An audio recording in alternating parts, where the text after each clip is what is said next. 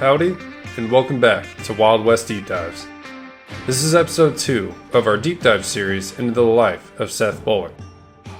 We are going to dive in to some of Seth Bullock's bigger actions of Lawman of Lawrence County, then handle some of the elections that happened in Deadwood, and begin looking into his entrepreneurial career.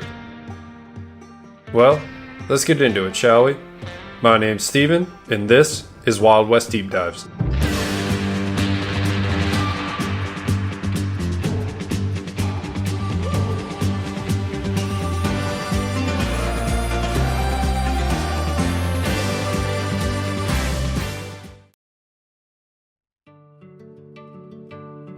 Road agents had been robbing stagecoaches for years now. It was part of traveling on the frontier. However, the robberies for the most part stayed away from the frontier towns. But on March 25, 1877, 8 Deadwood men held up the Cheyenne to Deadwood stage just 2.5 miles outside of town. This was the first holdup of the legendary Sam Bass gang.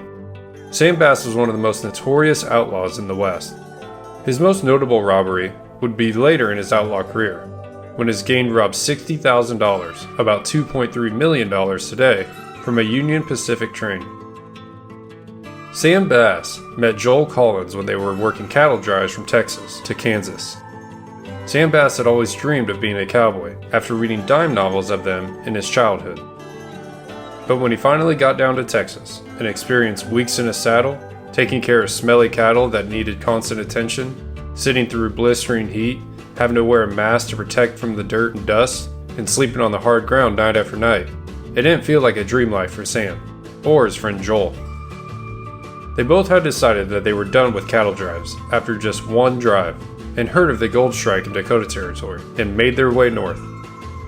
They tried several different things to try and make a living. They had tried prospecting for gold in Deadwood. That didn't work. They tried getting the money from people who had found gold via the poker table. That didn't work either. They purchased a quartz mine from a man who told them about the riches they could make.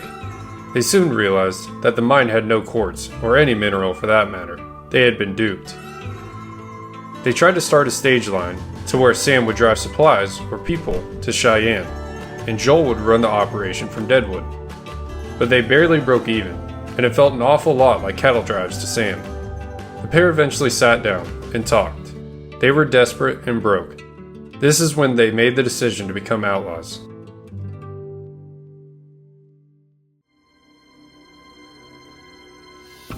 They formed a gang of 8 men, and their first robbery would be the stagecoaches that ran from Cheyenne to Deadwood.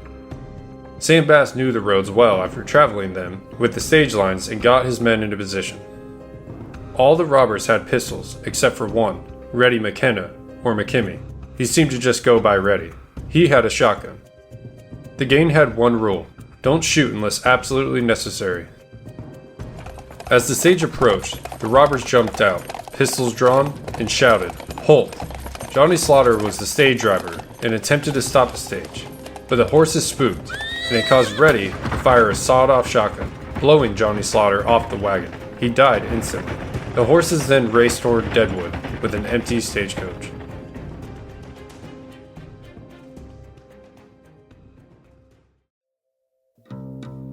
It was determined later the stagecoach had $15,000 of cash inside. The gang immediately kicked Reddy out of the gang and forced him to get out of the town and fast. The rest of the gang escaped into the hills. The murder and attempted robbery caused an uproar among the citizens of Deadwood, and Bullock immediately formed a posse to go to the crime scene and place a $500 reward per outlaw. They found the body of Johnny Slaughter, but no other clues. The following day, Bullock started arresting suspicious characters, but due to lack of evidence, he couldn't hold any of the men. Once the story of Reddy being implicated in the crime came to the surface, Sheriff Bullock, Governor Pennington, and the stage company offered rewards for their arrest and conviction of Reddy and any other road agents involved. Over the next year and a half, Bullock made it his top priority to bring Reddy to justice. He eventually tracked him to Ohio, but unfortunately for Bullock, Ohio had already convicted Reddy for a numerous number of crimes and refused to allow Bullock to take him back to Deadwood. Bullock returned empty-handed, but satisfied that Reddy would receive some sort of justice. The Sam Bass gang became the Black Hills Bandits. They continued to rob stagecoaches with little to no success. Sam Bass would eventually leave with his gang that had some changes in people, but went south and started robbing trains, and they had more success. Sam Bass would be killed just 1 year later in 1878 by Texas Rangers. Although he had a short outlaw career, it was jam-packed with robberies.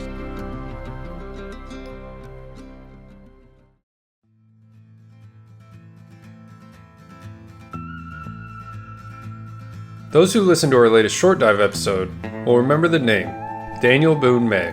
If you haven't, last week we talked about the little-known Western legend, who was a shotgun messenger for the Cheyenne-Deadwood stage line. If you feel so inclined, please go give it a listen. I will be repeating an incident that was told in that episode, so sorry if you've heard it before, but here it is.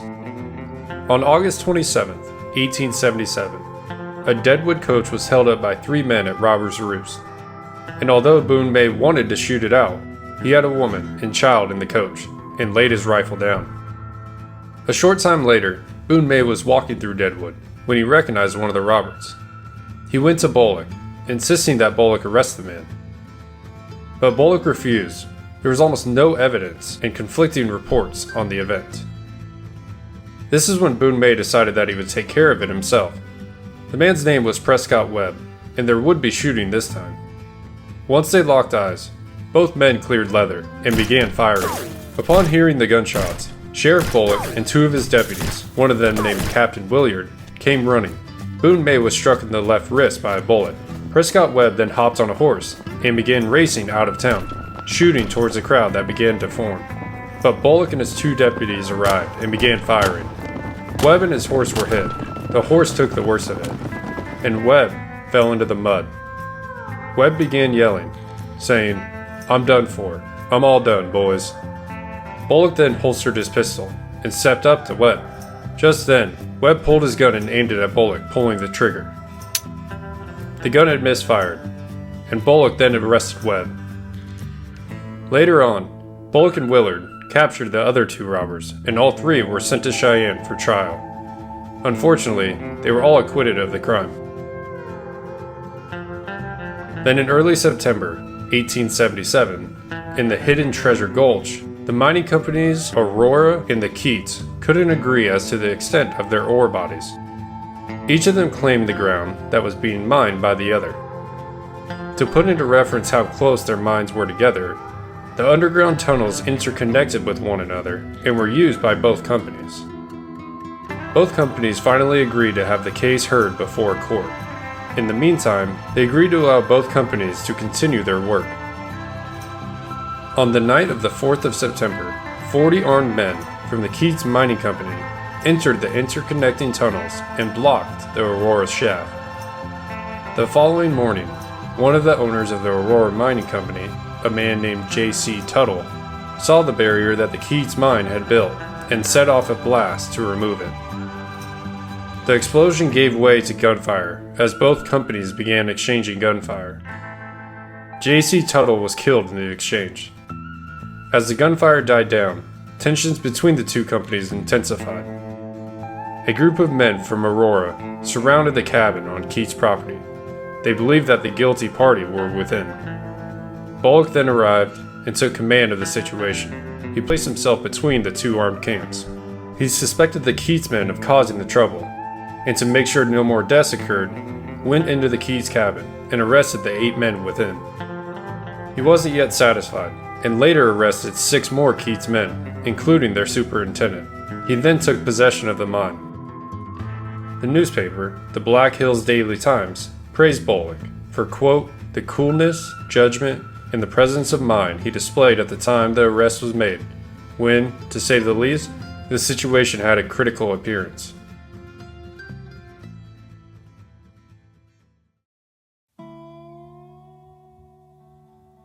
Late in 1877, Dakota Territory went through another major change. The residents of the small towns wanted to elect their own officials and not have appointments from a governor far away. Basically, no more carpetbaggers. On the 6th of November, the voters decided Deadwood as the county seat. However, Bullock and many of the People's Party's candidates lost their bids for their desired position. Deadwood had a heavy Democratic majority. With his People's Party's ties, which is now the Republican Party, and also his relationship with Governor Pennington, it might have hurt Bullock. But it seems more likely that the personality and background of his opponent, John Manning, weighed in a bit heavier. John Manning had served as sheriff in Montana, like Bullock, but when he got to the Black Hills, he was involved in a variety of civic functions. He also owned a saloon in Deadwood, and used it to his advantage. It was reported in the Times newspaper that, quote, he kept a certain class of individuals full of liquor to build up his reputation for generosity. Like most frontier elections, fraud was a huge possibility. The People's Party screamed repeaters, and historians have found some evidence of corruption. But it seems both sides had their own source of repeaters, and it seemed to just cancel each other out. There's a legend that says Bullock used soldiers from Fort Meade to dress in civilian clothes and vote again and again in the town of Sturgis. The issue with this story is that Fort Meade and the town of Sturgis were not established until 1878. Therefore, in 1877, this task would have been very difficult to accomplish. However, before he lost the election for Lawrence County Sheriff, in September of 1877, the United States Marshal of Dakota Territory, John B. Raymond, had appointed Seth Bullock as one of his 5 deputy marshals for the territory. This was attractive to Bullock, because most sheriffs of frontier towns usually had a second job because the income was not very good. Also, the deputy marshal position was paid on a fee basis, meaning they collected a set amount for each task accomplished. Bullock's tasks included enforcing liquor laws, summoning grand juries, investigating counterfeiting rings, and searching for fugitives, road agents, and outlaws. One of the most popular events that took place while Bullock was deputy marshal happened on the 26th of September, 1878. A Black Hills treasure coach, named the Johnny Slaughter after the fallen stage driver, was held up and robbed at Canyon Springs, about 36 miles south of Deadwood. This was also mentioned in the Boone May episode. The two worked together a few different times. John Jack Gilmer and Monroe Salisbury, who operated the Cheyenne to Deadwood stage line, had built the treasure coach strictly to carry gold bars and other valuables out of the area. Locals would refer to this coach as the Monitor, after the ironclad Civil War ship. On this day, the safe on the coach carried about $27,000 in gold dust, bars, and jewelry, about $846,000 today. I mistakenly said $640,000 in the Boone May episode. I apologize for that. 3 messengers named Scott Davis, Gale Hill, and Eugene Smith, along with 1 passenger named Hugh Campbell, accompanied the stage. At the Canyon Springs station, in a remote area, 6 men from the Tom Price gang tied up the stock tender, William Miner, and waited for the coach. As the coach approached the station, the gang opened fire. Hugh Campbell was killed immediately. Gale Hill was able to hit an outlaw before passing out from 2 gunshot wounds, and Eugene Smith was grazed by a bullet to the head, which left him unconscious. Scott Davis was able to exit the coach and started to return fire on the gang, but when he realized he was fighting alone, he backed out and walked the 7 miles back to a ranch, where he got a horse and headed to the next station, where he found Boone May, Jesse Brown, and Billy Sample, who had been waiting for the treasure coach. Scott Davis returned with them to Canyon Springs to try and find the gang, but had no luck. They found that Eugene Smith had recovered, but Gale Hill was in rough shape. The stock tender, William Miner, however, had escaped from being tied up and raced to Deadwood to sound alarm. Seth Bullock was soon visited by Jack Gilmer, who was one of the stage company's owners. He valued Bullock's experience and asked him to help. Jack Gilmer offered the use of any and all horses from his stage stations and offered a reward on top of it all. Bullock agreed and recruited 6 men for his posse, and they set off towards the crime scene. For the next 7 days, Bullock's posse pursued the gang following their trail. They They passed Newton's Fork near Hill City, then stopped briefly in Sheridan, a gold camp, then went on to Rapid City. In Rapid City, they met another posse led by Ed Cook, a superintendent from Gilmer's stage line. He was also the sheriff of Pennington County. Bullock badly needed fresh horses. His had ran for 7 days and needed rest. He asked Ed Cook for new ones, but Cook refused and asked Bullock to join the two posses and keep going. Although it wasn't ideal for Bullock, he agreed. He wanted to capture the game not only for the reward, but for the personal gains. If he helped in the capture of the game, it would possibly benefit him if he decided to run for sheriff again. The two posses headed east and neared Fort Pierre. They encountered a camp that they believed housed the suspects. Bullock wanted to attack, but Cook said they should wait until morning. After some heated discussion, the posses decided to wait until morning. When the morning came, the camp was gone. This caused Bullock and his posse to call it quits. They had traveled 700 miles in 7 days. Now, if it sounds like a lot, it was, but it wasn't impossible. For reference, the average stagecoach of the time would travel 60 to 70 miles a day. That being said, they had traveled hard and fast, and they were tired. They were close. They had found him. If they attacked when Bullock wanted to, maybe they could have captured them. Or, they could have been cut to pieces by the game because they were tired and overexcited. History will never know. As it is, Bullock once again returned empty-handed.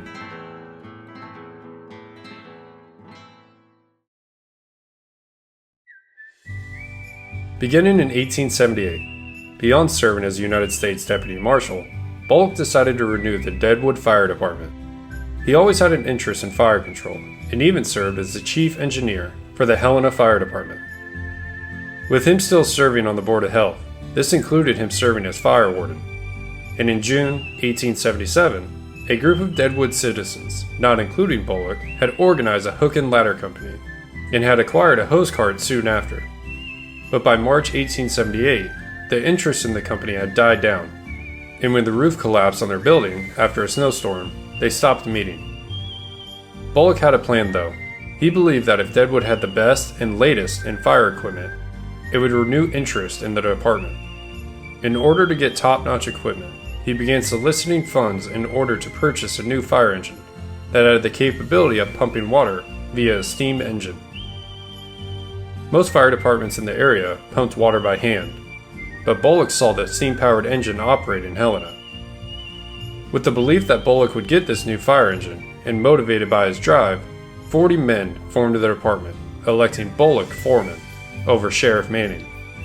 Bullock then created uniforms, a red flannel shirt with a crossed hook and ladder on the chest. He wanted to instill pride among his men. To gain more interest and pride in the department, Bullock helped plan a fireman's ball in conjunction with the 4th of July parade that was taking place in Deadwood, and by mid-1878, the department had 69 volunteers and established 3 different companies: hook and ladder, engine, and hose. The steam fire engine would arrive in Deadwood sometime in 1879. But as you will see as a trend with Seth Bullock, interest soon started to fade. Bullock is known for being the driving force, but once it got up and running, he would divert the work to others. He wasn't a part of the day-to-day activities. For example, he left town often because of his other duties. If you remember, he chased the outlaw Reddy McKenna and went all the way to Ohio to do so.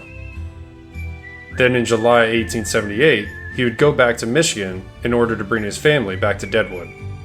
By this time, Deadwood had become a more civilized town. In 1877, there were 11 murders in Deadwood. In 1878, there were as many as 15. That being said, Leadville, Colorado had been established on the 18th of February 1878. It was the next boomtown of the West, and most of the outlaws, road agents, and killers had left town. Deadwood was becoming more established, and law and order was taking root. Therefore, crime rates began to drop, and Bullock felt it was the right time to bring his family into town. His wife Martha soon became a pillar of the community. Late in 1878, Bullock planned for another run at the sheriff position. His public activities, such as his work with the Board of Health and his actions with the fire department, may have been a try to improve his chances of winning the November election. This is when the People's Party dropped the title and became the Republican Party. During the summer of 1878, Bullock had attended the Republican conventions in both Yankton and Deadwood.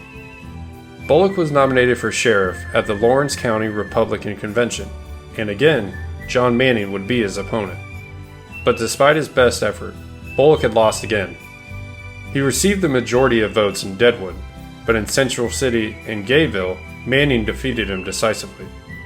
Central City and Gayville were considered working-class towns, and Manning was seen as the working-class candidate.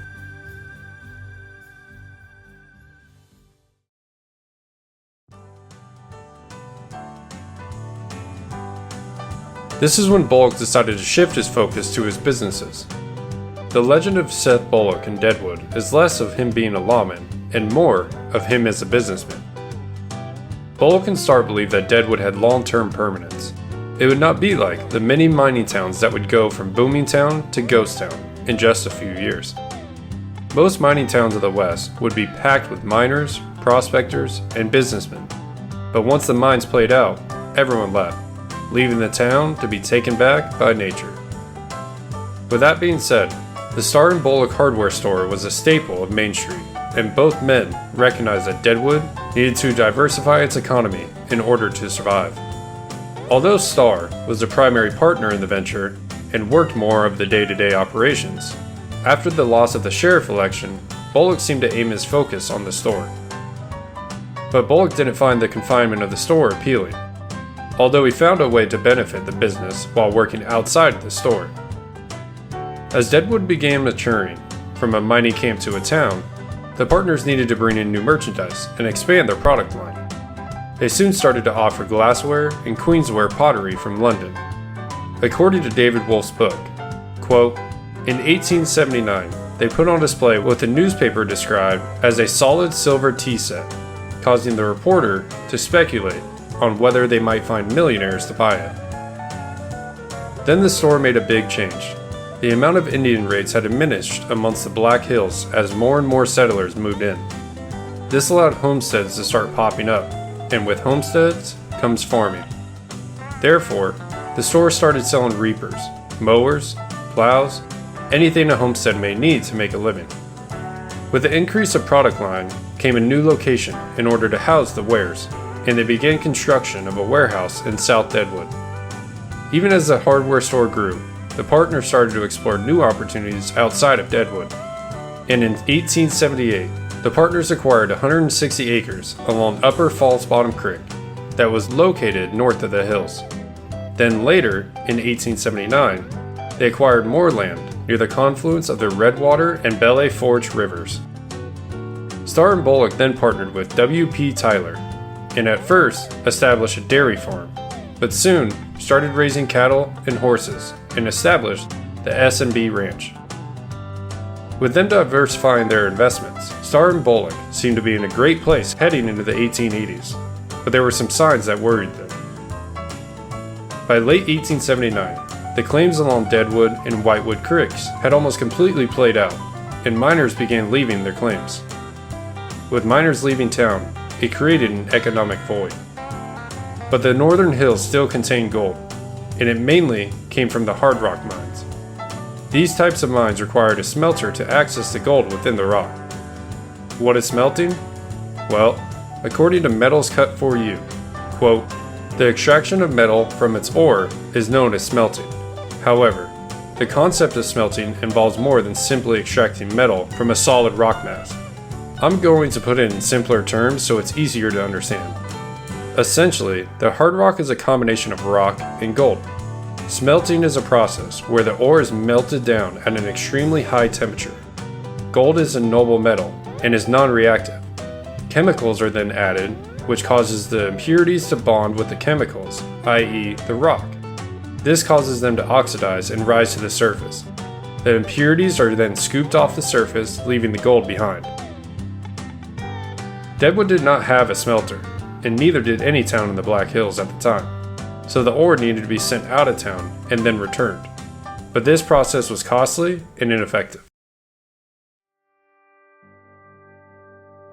Then in the early morning hours of the 26th of September, 1879, a fire started in a bakery on Sherman Street. It spread quickly, striking 8 kegs of blasting powder in a nearby hardware store and exploding, showering the town with burning debris. People scrambled to the higher hills carrying what they could. When the fire finally died down, only 2 residential neighborhoods survived.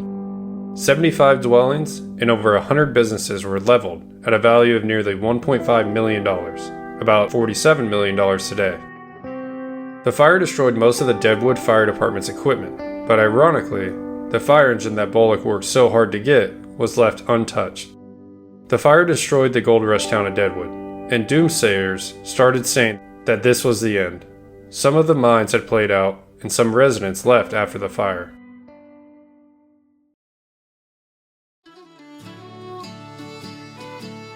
But by 11 a.m. the next morning, drunks and card players had reclaimed Deadwood. Businesses began reopening and reconstruction was underway. Tents and crudely built structures quickly went up throughout town. Starr and Bullock Hardware began selling their wares that they had stored in their fireproof safe. The partners also received about $13,000, about $407,000 today, in insurance money that they would use to rebuild. In March 1880, the partners decided to expand their hardware store by opening a new store in Rapid City. This is followed by another in Spearfish in September of 1880. They expanded to more and more towns that will be discussed later on in the episode. While their hardware operations continued to advance, Starr and Bullock expanded the S&B Ranch. They acquired more and more land along the Belay Forge River. Settlers had not yet moved into the area, so it was easier to acquire land here rather than their property near Upper Falls Bottom Creek. In late 1880, Starr and Bullock purchased Dominic Perelio's 160 acres, paying him $200, about $3,000 today, for his property, but more importantly, his interest in the irrigation ditch. In the semi-arid environment, water was essential to any piece of land that someone would be running cattle on. However, Perelio did not have the legal title to the land. Like many settlers who moved west, he was technically a squatter. He had not lived there for 5 years, and therefore did not have title to the land. The Homestead Act of 1862 allowed for anyone moving west to have a claim to 160 acres, as long as they lived on the property for 5 years and made improvements to the land. But in 1882, Perelio would acquire the title and transfer it over to Starr and Bullock. One of the biggest issues that faced the S&B Ranch was more and more cattlemen were moving into the area. For instance, there was roughly 100,000 head of cattle in the entire Black Hills region in 1880. By 1884, that number had reached 500,000. At this time, cattle was free-range cattle across the country. There was very few barbed wire fences on property lines, so cattle roamed where they may. With their property on the Belay Forge River having great grasses and access to water, it became a hotspot for free-range cattle. This had the potential to overwhelm the S&B Ranch of their valuable resources for their own cattle. Another issue was from a new town that started up, called Minnesota. It lay just 3 miles from the S&B Ranch. 3 men, Dave T. Harrison, Ed M. Bowman, Asbe A. Shoto, established the town in 1881.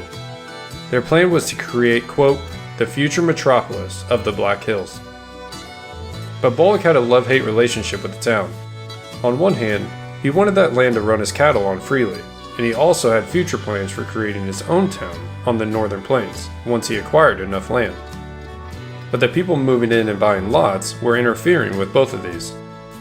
On the other hand, he was making good money from his hardware stores by selling the citizens farming equipment and household items for their new homes. Also, the town's citizens would help with the ranch's operations.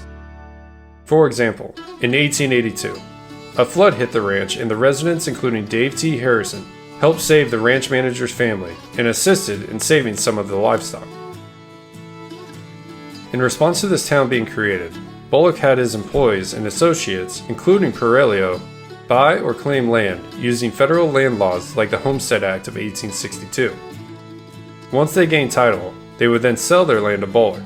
Along with the land itself, Bullock gained more water rights that would allow him to irrigate the pastures he wanted.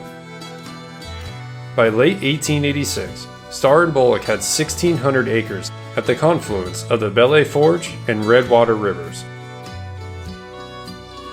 Bullock did not just run cattle on his land though, he used it for a variety of different things. He grew cash crops such as wheat, corn, and oats. In 1881, natural forage had been limited that spring as there had been a drought.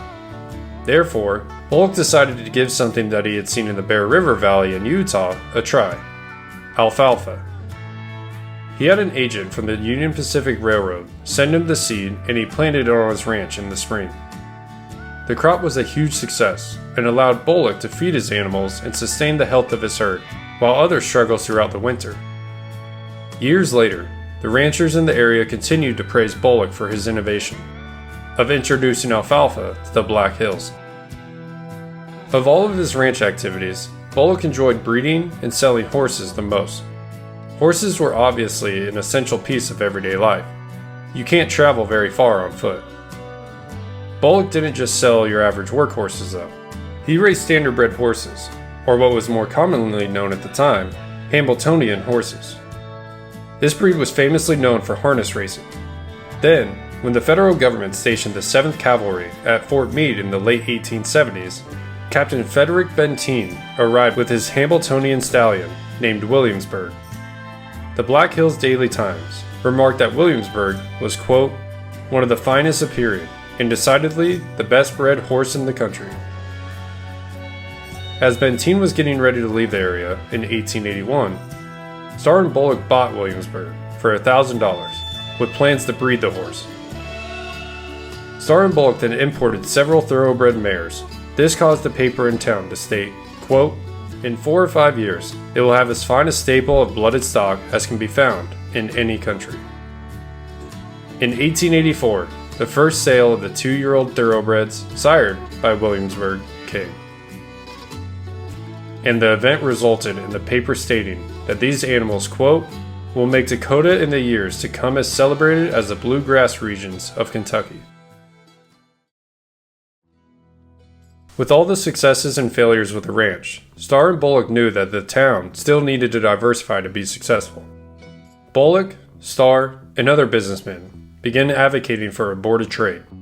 Bullock was the loudest, and after a year of talking, over 50 businessmen met in January of 1881. 1 month later, the group created the Deadwood Board of Trade. Their goals were, quote, to encourage enterprise, that capital from abroad may come here for investment, to assist in building up and developing our resources.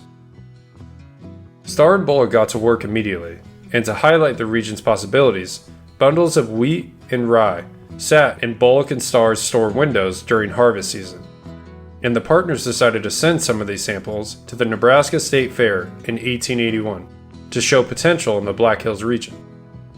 From here, the Board of Trade will come up periodically throughout the series. But Bullock also wanted to take some personal steps to diversify his income in the early 1880s. He had the hardware store and the ranch, but he started to branch out into other new avenues. First was his investment into a bank. In 1880, a pioneer banker named William R. Stebbins created the Merchants National Bank. He issued 1,000 shares of stock, and Bullock purchased 25 of them. Although it would seem that Bullock was just a minor investor, Stebbins named Bullock the bank's president. Then, in 1881, a prospector named James Redpath discovered carbonate ore, which is a silver-lead combination. Bullock had been paying close attention to the mine and joined with other investors to organize 2 mining companies, Eureka and Iron Hill.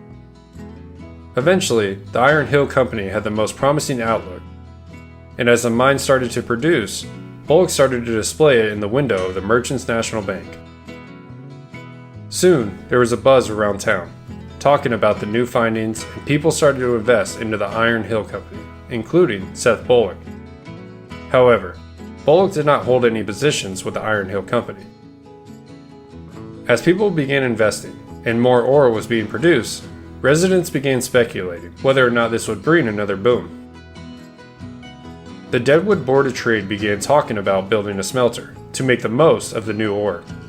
At the time, the ore was being shipped out to a smelter processor and then shipped back in bars and dust. Having one in town would not only be more convenient, but cheaper and allow them to maximize their profit. However, due to the lack of funds, the Iron Hill Company could not continually mine for ore. They could only mine when they had the money. Therefore, they produced little ore. In 1883, the Iron Hill stockholders decided it was time for a change. They put D.A. McPherson, who is a cashier of the First National Bank, rival to that of Merchants National Bank, Alvin Fox, a cashier and the general manager of Merchants National Bank, and our very own Seth Bullock on the board to run operations. The Iron Hill Company immediately became more active. The company's 14 employees began pushing the shaft deeper and deeper to explore for more ore. And in the process, they found small bodies of high-grade material, but again, it wasn't enough for a full-scale operation. The lack of results forced the board to levy an assessment against the stock. This means that each stockholder was required to pay 1 cent per stock they owned. For example, Bullock held 22,000 shares of stock. Therefore, it cost him $220, which is about $6,800 today. In total, the company raised $2,500, about $77,000 today. Exploration continued throughout 1884 and into 1885. The company began uncovering more and more ore. Some was free milling, meaning that the silver could be easily obtained, and some was refractory ore, meaning it had to be sent to a smelter to access the ore. But Deadwood desperately needed their own smelter, and in October of 1884, a man named Nathan Hackenback had opened a small smelter about a mile from the Iron Hill mine. 6 weeks after the Iron Hill Company sent its first load to Hackenback, the first shipment made its way to Deadwood. Deadwood was alive with anticipation. Stockholders held their breath. They were eager to know whether their investments and assessments had paid off. Then, 42 silver-lead bullion bars arrived and went on display in the Merchants National Bank's window. Estimated to be worth $1 an ounce, the bar's total was worth roughly $67,200, which is about $2.15 million today. The residents of Deadwood, especially the stockholders, celebrated. The shares of stocks went from 3 cents to over $1. However, the relationship between the Iron Hill Company and Hackenback Smelter soon soured. This is when Bullock made the decision to ship it to Omaha. It was necessary, but it was costly. They needed the smelter and needed it now. This is when the company made another change in leadership. Bullock was named president of the company. Even though he had limited mining experience, he was a strong, powerful leader, and people trusted him. His first move was to announce the purchase of a new hoisting works and a completed mill. Hoisting is essentially the piece that allows miners down below to lever the rock from the bottom of a mine to the surface. Think of it like a material elevator, in plain terms. The reason for the announcement was because they needed more assessments from the stockholders. The board had decided to build a 10-stamp mill. It was a standard way to treat free milling silver ore. A smelter was very expensive to build. They knew if they tried to get assessments for it, it would have probably caused the stockholders to either get out or panic. The board did not want that. By November 1885, the Iron Hill Mill was operating, and the board had raised a 33-cent per share assessment from stockholders, totaling $82,500, about $2.7 million today. With Bullock being responsible for $7,260, about $235,000 today, it was a significant investment, but this shows his commitment and confidence in the mine. The new mill produced. By December 1885, it was producing between 1,000 and 1,500 in bullion per day, which is about $30,000 to $46,000 today. Bullock or other board members would bring the bullion bars to the Merchants Bank daily and display them in the window. In February 1886, the Iron Hill Company announced their first dividend at 5 cents per share and ran every month until August 1886. The 6 months of dividends totaled $75,000, about $2.3 million today. It was a relief for the long-term stockholders to finally see their investments paid off in hard-earned money. It hadn't fully paid back the assessments and investments for many stockholders, but it did bring hope for future earnings. The success of the Iron Hill mine began a new mineral rush in Deadwood. Investors, promoters, and speculators raced to the Black Hills in 1886. And in May, the Iron Hill Company's stock hit a record high of $7.50 per share. But by June 1886, 164 mining companies existed in the Black Hills, all offering stocks for their mines. And by late July 1886, the stock had fell to just $1.50 per share. Then another collapse happened in November, falling to as low as 55 cents per share. As the Iron Hill Company started collapsing, other mines did too, and it caused a financial panic in the Black Hills. Bullock remarked in an interview with the Black Hills Daily Times that the collapse was, quote, senseless. He then invited residents and stockholders of Deadwood to tour the Iron Hills facilities, and he purchased 5,000 additional shares of Iron Hill stock to show confidence in the mine. In another interview with the Times reporter, he stated, quote, "Tell the boys to stand pat." Then when the superintendent resigned, stating that there was no more ore, it caused more panic among stockholders. This is when Bullock took the job of general manager of the mine. It's clear that Bullock was confident and held steadfast to the idea that this mine would be successful, and people noticed his dedication. When the miners extended the mine and found new ore, they named it the Bullock Level. Bullock had started to make moves. He decided to patch up the relationship with the Hackenbach smelter, and he began producing base bullion for the company. But the Hackenbach smelter was small, and Bullock began advocating firmly for a bigger and better smelter. He knew how badly they needed it for long-term permanence of the mine. Another board member named Alvin Fox, who was a general manager at the Merchants National Bank, disagreed. He knew if they asked for assessments for the new smelter, that the stock would fall, reducing cash flow. The bank was already low on cash, and it didn't know if it would make it. In early February 1887, Fox resigned, and the remaining board members voted to build the smelter. Just 2 weeks later, the bank failed. The smelter was completed and began operating in June 1887. The local newspapers gave praise to Bullock, saying that, quote, "never for a moment faltered or wavered in his faith in the mine, and who more than any other single stockholder is to be credited with the erection of a new plant." The Iron Hill stock reacted to the completion and reached its highest point in 8 months at $2 per share.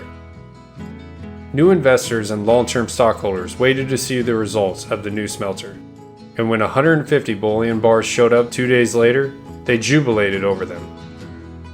As more bars followed, the Iron Hill Company became more aggressive. It did more exploratory prospecting. It sank new shafts and announced a dividend in September, the first dividend in over a year. A local paper stated, quote, "President Bullock and the directors are entitled to the greatest praise of their management of the Iron Hill." By early November 1887, the Iron Hill stock was selling for nearly $3 a share. But then another slide started. There seemed to be a large sell-off from stockholders. There were some rumors about poor ore, and that may have caused this, and when the company skipped dividends in December, it seemed to be true. Then in late February of 1888, the Iron Hill Company closed their smelter. The company tried a few more assessments and exploratory work, but it was all for naught. By March 1888, the company seems to have gone under. They stopped finding ore, and it played out. The company did not just end there, but it seems to have stopped mining for a time. Investors and stockholders were infuriated. Just a few months earlier, it looked like the company had just struck it rich, and now they were going out of business. But a local newspaper came to the defense of the Iron Hill Company, stating that the cries from investors and stockholders were, quote, "unreasonable and underserved. The directors may have made mistakes, but we believe them to be honest." Bullock had taken his chance on mining and lost. Bullock had kept confidence and perseverance up until the end. He put himself out there time and time again and came up empty-handed. He had significant financial losses as well, as time put in as president and general manager, which seemed to be an unpaid position.